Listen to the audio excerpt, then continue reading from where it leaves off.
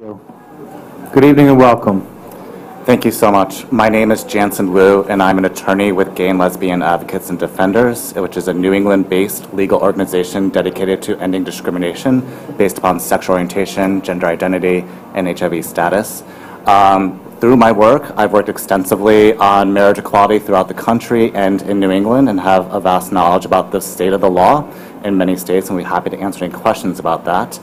I want to focus my testimony on 2 points today, however. The first is that Senate Bill 38 and current Rhode Island law already provide appropriate and common sense religious exemptions. And the second point that I want to talk about today is about Section Bill 708, which goes too far in weakening our state's anti-discrimination laws and would harm a broad range of married couples, not just gay and lesbian married couples, and their families. So to the first point, Senate Bill 38 and current Rhode Island law provide broader exemptions for religious organizations than any other state in this country that allows gay couples to marry. And let me just repeat that one more time. Senate Bill 38 and current Rhode Island law provide broader exemptions for religious organizations than any of the 9 states that allow gay couples to marry. Now, how is that possible? It's because beyond the explicit exemptions that are in Senate Bill 38 for churches and clergy with regards to the solemnization of marriage, current Rhode Island law already has an exemption, a complete exemption for religious organizations in our sexual orientation anti-discrimination law. What that means is no religious organization need comply with our prohibitions against discriminating against gay and lesbian people in this state. And so that is an incredibly broad exemption. It's one of the broadest in our country. And even if that were not ample or broad enough for religious organizations and the protection of religious liberty, but Rhode Island also has a Religious Freedom and Restoration Act, or RFRA, which provides additional protections and greater protections than the federal Constitution does, actually, for any entity that may not even qualify for religious organization. In contrast, Senate Bill 708 ultimately has nothing to do with our marriage laws in the states, but rather dangerously weaken Rhode Island's anti-discrimination laws that have been in place for decades. Let's take one example. Senate Bill 708 would actually provide exemptions to individuals who are entirely unaffiliated with any religious institution to discriminate against any married couple based upon their individual religious belief. This is something that we have never done before in the history of our state, and there's good reason for that. First, it wouldn't just harm same-sex couples, but a broad range of married couples. And we should never forget that religious objections to extension of rights to marginalized peoples is nothing new. There have been religious objections made to interracial couples marrying, interfaith couples marrying, people marrying after divorce. And so what Senate Bill 708 does is set up a slippery slope in our state that we just do not want to go down. Will the Protestant baker then be allowed to refuse to bake a cake for a Catholic or interfaith wedding? Would a landlord be able to refuse to rent out a home to an unmarried couple because he believes they're living in sin?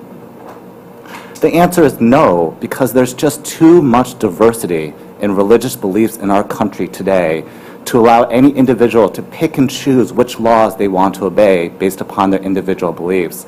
And in fact, Chief Justice Scalia, a conservative and Catholic justice on the Supreme Court, in one of the seminal religious liberty cases, Smith, actually said that allowing any man to become a law unto himself would undermine the rule of law and create legal chaos. There'd be no way for us to enforce laws of general applicability.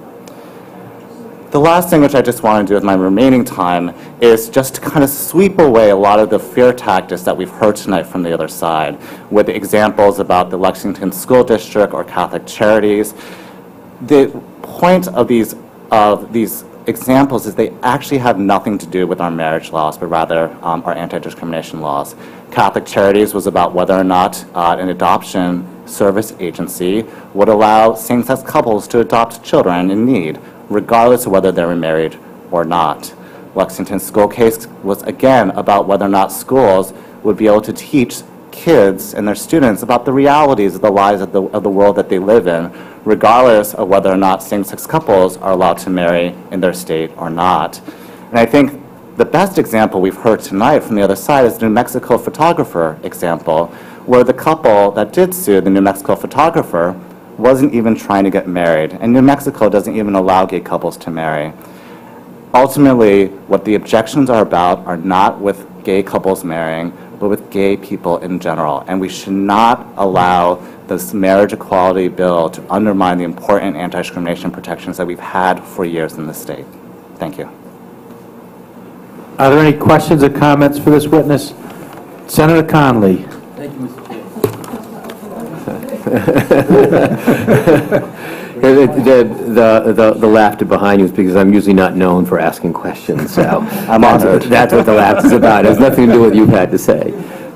First of all, I want to say thank you for your testimony focusing on the religious exemptions issue, because one of the things the committee is confronted with tonight is evaluating, two bills which actually do acknowledge gay marriage in the state, but have, I think, the significant differences are the procedures under 708 and the religious exemptions provided therein. So I'd like to, if you don't mind, I'd like to ask you a few questions about the religious exemption issues that you've touched upon in your testimony. Yes. At first blush, when one looks at 708 and what I'll refer to, for lack of a better word, as the solemnization exception that is built into the law, compares that with all the other states that have essentially included religious exemptions, and I'm sure you know them well, the Connecticut, District of Columbia, Iowa, Maine, Maryland, New Hampshire, New York. Well, I don't want to leave anybody out now that I've started, Vermont and Washington. At first blush, when you look at those religious exemptions, they seem to be, on their face, more robust than the religious exemptions contained in 38, that's Senate 38. Now, you began in part to explain why you think under our current Rhode Island statutory scheme, Rhode Island actually already has more robust religious protections. Could you elaborate on that a little bit, identify where in Rhode Island law you find that, and why legally you believe that is actually a more robust protection for the religious exemptions? Absolutely. And that's the reason why Rhode Island does have more robust protections already in place, is because none of those other states have what Rhode Island has, which is Section 11-24-2.1, subsection H, which is actually the definition of sexual orientation. So at the time that Rhode Island added sexual orientation as one of the classifications that would be protected in our anti-discrimination laws, they went ahead and defined sexual orientation, and within that definition explicitly said that this would impose, quote, would not impose any duty on a religious organization. None of these other states that have passed marriage equality have this blanket exemption, and that's why Rhode Island already has the ample and common sense protections for religious organizations. Can I ask you to look at, to sort of respond to how you think that statute applies to a scenario that a lot of people have talked to me about in the past few weeks, for instance. We all agree that 038 contains the solemnization exemptions. You've identified other sections of Rhode Island law that you think also add sort of a level of protection. One of the things I've been asked is how under those laws would the kind of following scenario be, how you think at least how the following scenario would be addressed. A lot of people who are faced with challenges in their life turn to their faith as a way of trying to meet that challenge. And let's take challenges in their marriage, for instance. And a lot of people have talked to me about when they've confronted challenges in their marriage, they've turned to their pastor, their minister, for marriage counseling.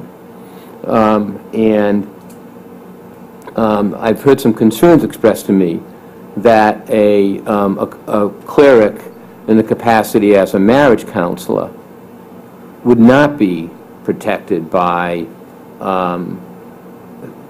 either of the Rhode Island laws you have cited or 38. Do you have any response to that? Any thoughts on that? Certainly. And I think the first thing that's important when you consider any hypothetical situations is that, of course, the courts will ultimately answer a lot of these questions. Absolutely. Right? And I understand that. Yeah. But because it's a concern, Yeah. I'd like to Sure. at least try to think it through. So I think the first question you need to ask yourself is, are these activities even regulated under the law already? And, you know, what's regulated under our anti-discrimination laws are employment, housing, and public accommodations. And so, you know, it would be hard to make an argument that a clergy who is providing counseling to one of their parishioners on marriage is providing a public accommodation at all. So that would be my first initial answer there. Yeah.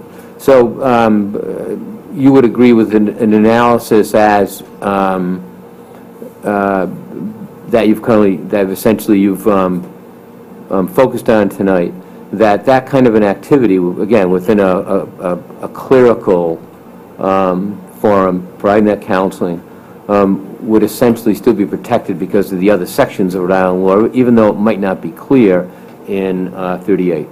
Yeah, for something to be regulated as a public accommodation, Right. it actually has to be Right. public and has to be put out there in the public marketplace. And it's hard to imagine that that is what clergy in a church is doing. Now, you've explained why you have some concerns about, for instance, the proviso in 708 that deals with small businesses. And so this may not be a fair question in the sense that it goes on, but what you said goes beyond your analysis, and maybe you feel you don't need to reach this level in your analysis. But again, on that side of the question, one of the concerns that people have talked to me about is, in that context, is it possible to distinguish when somebody refuses to, again, to use your bakery example, somebody refuses to provide baked goods in the context of a same-sex marriage ceremony? How do you distinguish between whether or not that refusal is based on some kind of discriminatory animus, essentially an anti-gay animus, or whether it's based on a good faith, deeply held religious belief? How would you make that distinction in those circumstances? Well, there's doctrine that courts use to try to ferret out what is in a person's head, right? And there's challenges in trying to figure out what a person's intent is. But I actually think this goes to a really more interesting point, which is that the individual exemptions, beyond honestly being incredibly offensive and harmful to our anti-discrimination protections in our state, could actually backfire and have the opposite. So when businesses believe, and I would say falsely believe, that they can do whatever they want when a gay person walks into the store, this law is actually inviting businesses to put themselves in liability and create risks that may not actually be protected, and that would ultimately still lead to litigation. And so the reason why we have laws of general applicability is because they're clear. They give notice to businesses what is okay and what is not okay, and then employers and businesses then can conduct their businesses and avoid liability. All these exemptions do is create confusion. In referencing the other areas of the Rhode Island law that you did a moment ago, would you have any suggestions on how we would, if you think it's required, on reconciling either one of these proposals before us tonight with those sections of the Rhode Island law, or would it be your position that they are already homogeneous and work together? And if so, if they're in harmony, can you just explain to us why? I think that Senate Bill 38 already provides the ample and common sense protections alongside with the current Rhode Island law. And I think that the reason why I stand in firm opposition to Senate Bill 708 is because I don't think that creating specific, explicit carve-outs to the law is a very good way to make policy on something as important as anti-discrimination. These are hard issues that we have courts to kind of wrestle through, and they're fact by fact. what has been working in Rhode Island, what we have in Rhode Island currently has been working for decades, despite religious objections for the entire history of our country with regards to civil rights. And we shouldn't be messing with that today simply because we're now considering allowing loving gay couples to marry as well too. I would just add though that to the extent that there are broad exemptions already in Rhode Island law, certainly that is not justification for allowing certain entities, or that's not an excuse for allowing certain entities to discriminate. Discrimination should be wrong. It is wrong. It is harmful to families. It's harmful to children. And so this should not be seen as an invitation for us to treat anyone unequally. One more question, and I'm not asking you to repeat yourself if you feel you've adequately responded to this, but I'm sure that you've read Professor Wilson's analysis on the religious exemptions argument. Yes. So we've all received that material, so that's been in front of us even though he's not testifying tonight. That is part of what has been brought to our attention. Is there anything that you think you need to add to your testimony tonight that would address any of the points that Professor Wilson has raised, or you think you pretty much have done that? Just that, again, I think Professor Wilson's main concern is with the individual exemptions. And Yes. again, that is something that we have never done before and would be an extremely dangerous path for us to go down. And so that's the main reason why I object to the professor's arguments. Okay, thank you. Senator Lombardi. Thank you, Mr. Chairman. Along the lines of Senator Conley's questions, I note in your memo that you obviously, actually what you state, there are two principal reasons why this committee can be confident that Section 38 can coexist, and you use the phrase robust protection of religious liberty. And it's interesting that you say that because I don't know if you've seen Professor Laycock's report from the University of Virginia, and I found that to be quite compelling on the issue and what Professor Laycock is advocating for, and he comes to the conclusion, I think somewhat different than you, in that Bill 38 doesn't have that, quote, robust protection of religious liberties within its context. And he is advocating for an amendment to Bill 38. And I'm curious, and I know Senator Conley may have asked it in a different way, but I'm curious to see where are those religious liberties protected under Rhode Island law if they're not protected in Bill 38? So I think if you look at both Professor Wilson's and Laycock's memos, neither of them actually cite to the exemption that I just cited to before, nor do they cite to Rhode Island's Religious Freedom and Restoration Act. And so with all due respect, they send these letters to every single state where they're considering marriage equality bills, and they may not have looked as closely at Rhode Island law. And so I imagine that that is a hole in their argument. That being said, again, even though Rhode Island has these robust protections in place, it is still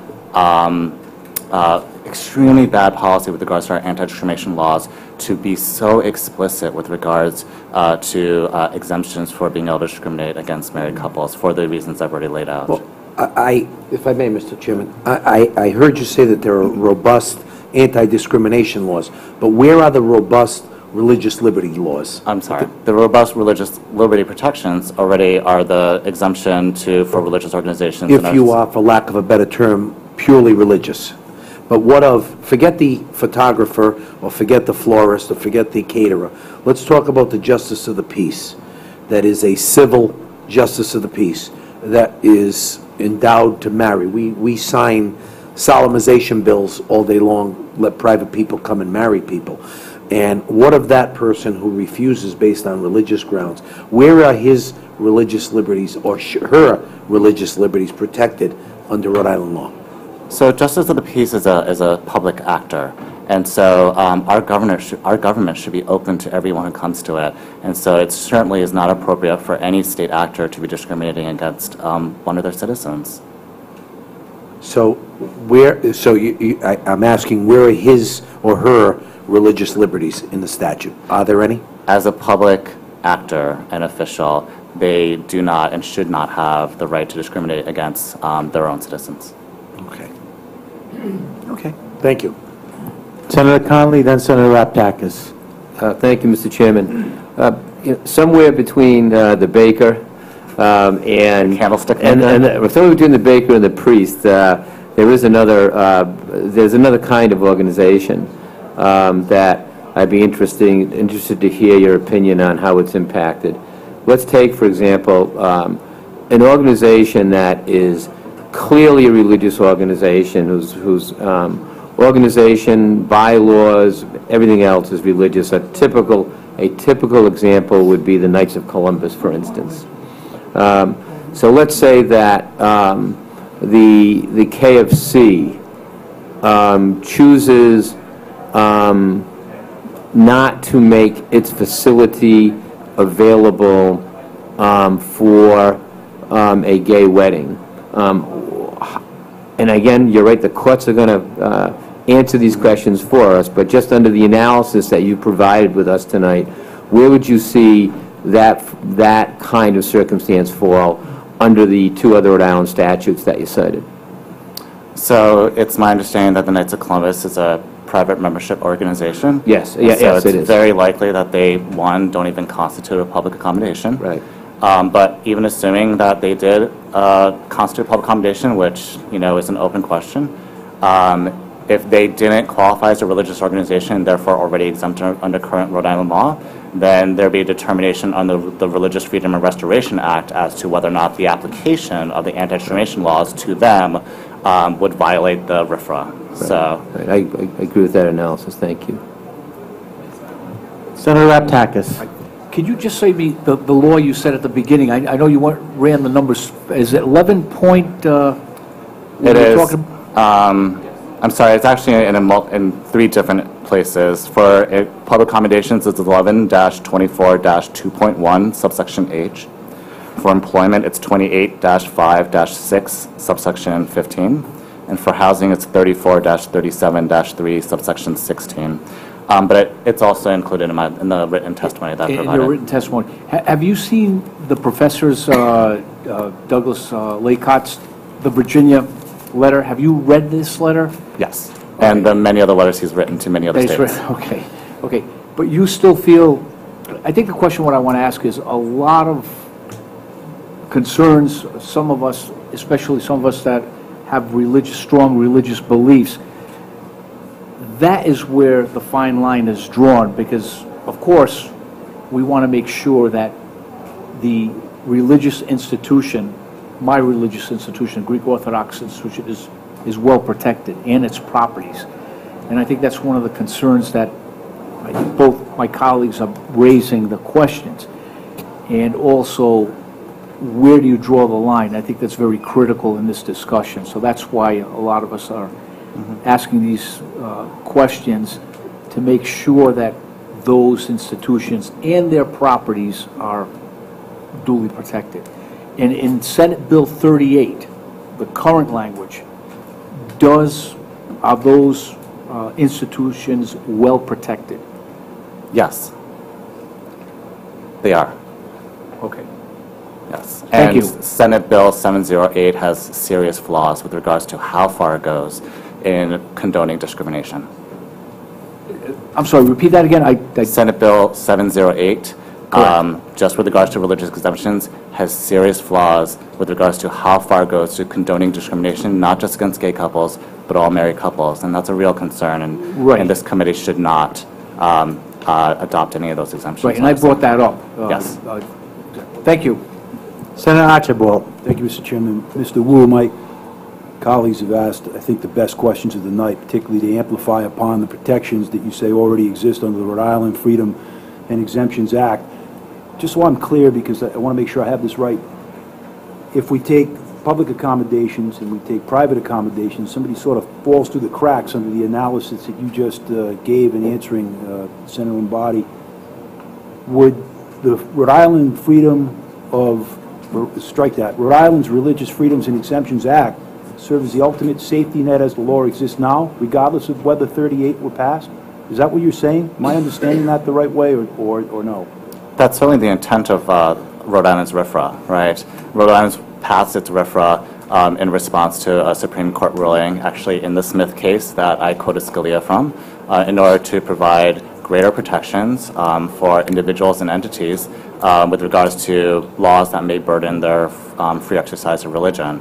And so while certainly courts have to make that determination as to whether or not a law of general applicability unlawfully burdens a person's free exercise, that's a task that courts are uniquely situated to do, and with all due respect, legislators are not, because it's very hard to anticipate all the many different cases that could come up with regards to the Amish not wanting to pay Social Security taxes, and people objecting to the draft, and people not wanting to comply with mandatory inoculation laws. I mean, there's a huge diversity of religious beliefs in this country, and for this legislature to try to legislate every single one of those situations and create exemptions for them would be virtually impossible and quite dangerous. And that's what the RFRA is intended to do through the court system. Thank you. Thank you. Senator Nesselbush. Thank you, Mr. Chairman. Mr. Woo, again, welcome to the committee. I think by the variety of questions, you know that you are well respected and people care about your answers. And I know I called you recently, and I apologize. You probably have emailed me, and we're all getting hundreds of emails on this issue, so I apologize if I missed your email answering the question. But as the Senate begins to address the issue of religious exemptions in earnest, if our colleagues want to ensure that we protect religious, churches and organizations, but want to make sure that we don't infringe on the anti-discrimination laws we passed, in your opinion, and I won't even ask you to explain it, I'll just ask you to give me the states that you think would be the best language to look at so that we could have robust protections and not infringe on those anti-discrimination rights that get into those very murky waters and begin to get into businesses and individuals, which I think many people don't want to get into. What states could you give us to look at that are between my bill and fall short of Senator Chacon's bill that violates the anti-discrimination laws we already passed? I would begin with Rhode Island Senate Bill 38 that you introduced, which I think is perfect as is in terms of protecting those religious liberties. I really think it's extremely dangerous to go down this path and upset the anti-discrimination laws and doctrine that has developed over decades in Rhode Island. But the other states for instance, let's take the most recent one, I think was, I don't know if it was Maine or Maryland, but is that exactly as my bill? I mean, what bill would be one increment forward, but not getting into businesses and individuals, which I think many members of the Senate, don't want to get into? I'll What's the best one of the other I'll answer ones, your if you question in the will? negative, actually, which I realize may not be satisfactory, but Maine actually has the same explicit protections in their bill. Massachusetts and Iowa have not added any additional religious exemptions to their laws. And if you look at these states, I think you will see that none of these fears that the opposition have conjured up today have come to realization. And we've had marriage in Massachusetts since 2004. Well, you're not exactly answering my question, but we'll end there. Thank you. The next group of witnesses we have